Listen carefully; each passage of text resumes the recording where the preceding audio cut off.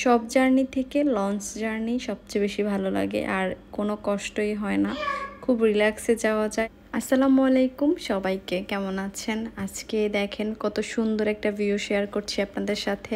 একটা সময় লক্ষ্মীপুর যাওয়াতে আসাতে আমরা লঞ্চ ব্যবহার করতাম, কিন্তু এখন একটু কমে গিয়েছে, কারণ লঞ্চে গেলে সুবিধা তো আছে আবার অসুবিধাও আছে।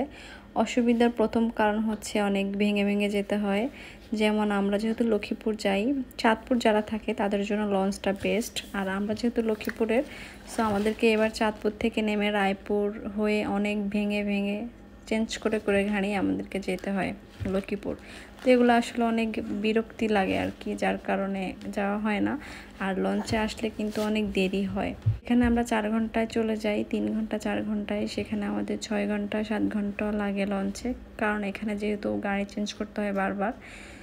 তো এরপরে এখানে দেখেন কত সুন্দর ঝালমুড়ি মাখা। লঞ্চের মধ্যে কিন্তু সব ধরনের খাবারই বিক্রি করে, যারা সবসময় লঞ্চ জার্নি করেন তারা জানেন। ঝালমুড়িটা সবসময় ভালো লাগে, আবার বাদাম বাচ্চাটাও থাকে, আরও অনেক কিছু থাকে, চানাচুর মাখা। লঞ্চে যেতে যেতে সব কিছু খাওয়া হয়। বালতিতে করে নদী থেকে পানি উঠাচ্ছে, তবে নদীর যে সাইডের পানিগুলো ওগুলো অনেক নোংরা থাকে, একদম কালো কালো থাকে পানিগুলো। আস্তে আস্তে যখন মাঝখানে চলে যায় লঞ্চটা, একদম নদীর মাঝখানে, ঠিক তখনই পানিগুলো পরিষ্কার হয়ে যায়। আমি যখনই এভাবে লঞ্চে উঠি তখনই আমার মনে হয় যে সেন্ট মার্টিন যাচ্ছি, কিন্তু আসলে তো সেন্ট মার্টিন যাচ্ছি না। সেন্ট মার্টিন খুব মিস করি। লঞ্চের মধ্যে যাই খাওয়া দাওয়া হয় সবগুলো কিন্তু ময়লা এই পানির মধ্যে ফেলে দেয়। এটা কিন্তু খুবই কমন একটা সমস্যা। এই সমস্যাটা থেকে আমাদের সবাইকে আসলে বের হয়ে আসতে হবে। পানিগুলো আস্তে আস্তে স্বচ্ছ হয়ে যাচ্ছে, সুন্দর। আর এই নদীর মধ্যে যখন ছোট ছোট এরকম স্পিড বোটগুলো চলে, নৌকাগুলো চলে, অনেক ভয় লাগে, মনে হচ্ছে যে এই বুঝি ডুবে গেল। আর এই ভিডিওগুলো আনাবিয়ার পাপার ফোন থেকে নিলাম, কারণ লঞ্চে আমি না, আনাবিয়ার পাপাই যাচ্ছে। কারণ ওর যেহেতু বাইক ছিল, বাইকটা পুরো রাস্তা ড্রাইভ করে যাওয়া অনেক কষ্ট, 5-6 ঘন্টা, যার কারণে লঞ্চে অনেক সুবিধা হয়।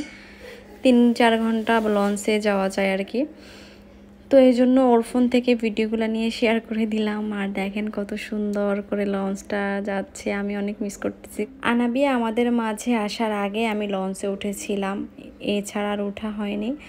আর এখানে দেখেন ছোট ছোট অনেকগুলো লঞ্চ আছে, দেখলে কত সুন্দর লাগতেছে। আর পানির যে ঢেউটা, এটা সবচেয়ে বেশি সুন্দর লাগে। একটা সত্যি কথা কি, আমার পানি অনেক ভয় লাগে।